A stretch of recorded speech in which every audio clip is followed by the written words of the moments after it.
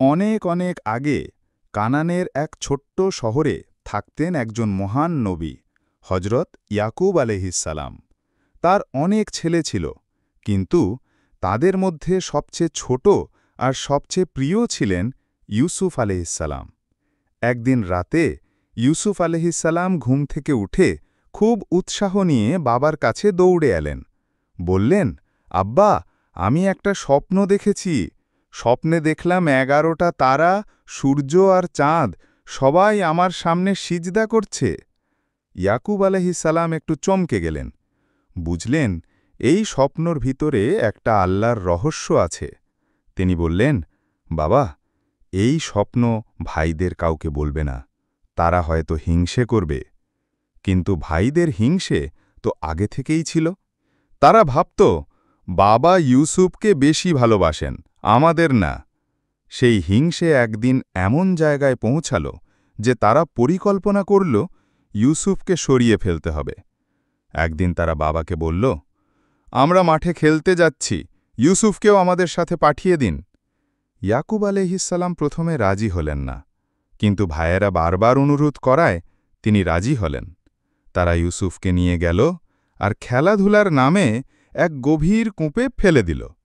সন্ধ্যার সময় তারা কাঁদতে কাঁদতে বাড়ি ফিরল আর বাবার সামনে মিথ্যে প্রমাণ সাজিয়ে বলল, বাবা, আমরা খেলছিলাম, এদিকে নেকড়ে এসে ইউসুফকে খেয়ে ফেলল। ইয়াকুব আলাইহিসসালামের হৃদয় ভেঙে গেল, কিন্তু তিনি বুঝলেন এটা আল্লাহর একটি পরীক্ষা। দাস হিসেবে বিক্রি হওয়া। সেই কূপের পাশ দিয়ে একটা কাফেলা যাচ্ছিল।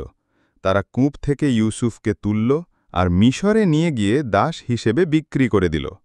মিশরের এক বড় আমলাদার তাকে কিনে নিলেন।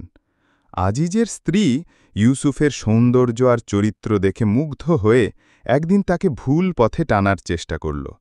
কিন্তু ইউসুফ আলাইহিসসালাম বললেন, আল্লাহ আমাকে যা হারাম করেছেন আমি তা করব না।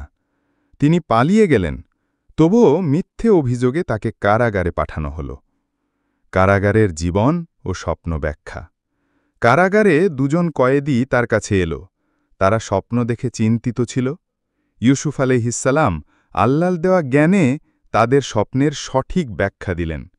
কয়েক বছর পর মিশরের বাদশাও এক অদ্ভুত স্বপ্ন দেখলেন। 7টি মোটা গরুকে 7টি শুকনো গরু খেয়ে ফেলছে, আর 7টি সবুজ শীষের সাথে 7টি শুকনো শীষ। কেউ ব্যাখ্যা করতে পারল না। তখন এক কয়েদি, যাকে ইউসুফ আলাইহিসসালাম আগে সাহায্য করেছিলেন, বলল, আমি এমন একজনকে চিনি যে এর ব্যাখ্যা দিতে পারবে। বাদশাহ ইউসুফকে ডেকে পাঠালেন। ইউসুফ আলাইহিসসালাম বললেন, 7 বছর প্রচুর ফসল হবে, তারপর আসবে 7 বছরের খরা, তাই এখনই ফসল জমিয়ে রাখুন। বাদশাহ মুগ্ধ হয়ে তাকে মুক্তি দিলেন আর রাজ্যের খাদ্য ভাণ্ডারের দায়িত্ব তার হাতে তুলে দিলেন। খরার সময় দূর দেশ থেকে খাবার কিনতে ইউসুফের ভাইয়েরা মিশরে এলো। তারা চিনতেও পারল না যে এই তাদের ফেলে দেওয়া ভাই। কিন্তু ইউসুফ চিনলেন। ধীরে ধীরে সব সত্যি প্রকাশ পেল আর ভাইয়েরা লজ্জায় কেঁদে ক্ষমা চাইল। ইউসুফ আলাইহিসসালাম হাসি মুখে বললেন, আজ তোমাদের জন্য কোনো দোষারোপ নেই, আল্লাহ তোমাদের ক্ষমা করুন। পরে ইয়াকুব আলাইহিসসালাম ও তার পরিবার মিশরে চলে এলেন। তখনই ইউসুফের সেই স্বপ্ন পূর্ণ হল। সূর্য, চাঁদ আর 11টা তারা, অর্থাৎ তার বাবা মা ও ভাইয়েরা তার সামনে সিজদা করলেন সম্মানের সাথে।